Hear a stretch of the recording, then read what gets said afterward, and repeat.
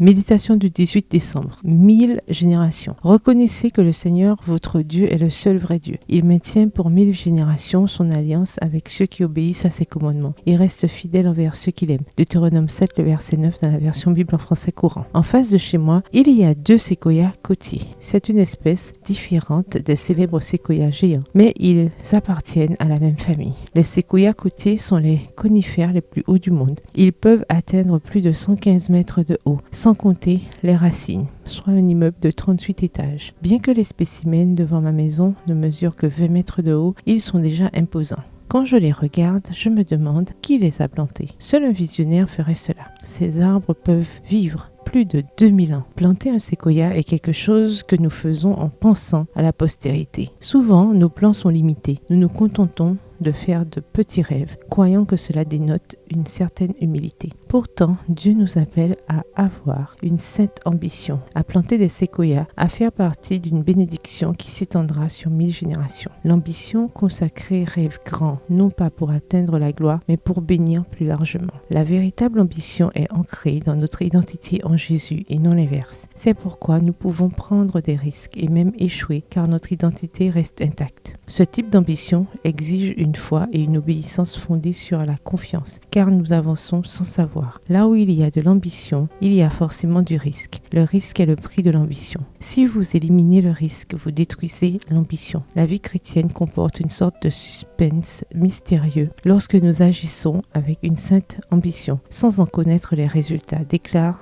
Dave Harvey dans Rescuing Ambition, le rachat de l'ambition. La personne qui a planté les séquoias devant ma maison savait qu'elle ne verrait jamais le résultat final de ses actions, mais cela ne l'a pas arrêtée. Elle n'a pas non plus placé à côté de ses arbres une plaque indiquant un tel a planté ses séquoias en 1850, convoitant les applaudissements des générations à venir. Elle a simplement planté une petite graine avec une certaine ambition et la bénédiction continue de croître. Prière. Seigneur, je te remercie parce que mes actions peuvent bénir de nombreuses personnes. Je prie pour que tu sanctifies mon ambition et que tu me remplisses de courage. Aide-moi à lâcher ma peur et ma dépendance au contrôle. Je veux préférer ton royaume à ma réputation, mon statut civil, mon style de vie ou mes revenus. Je veux rêver et planter des bénédictions qui s'étendront sur 1000 générations. Amen. Bonne journée, que l'Éternel vous bénisse.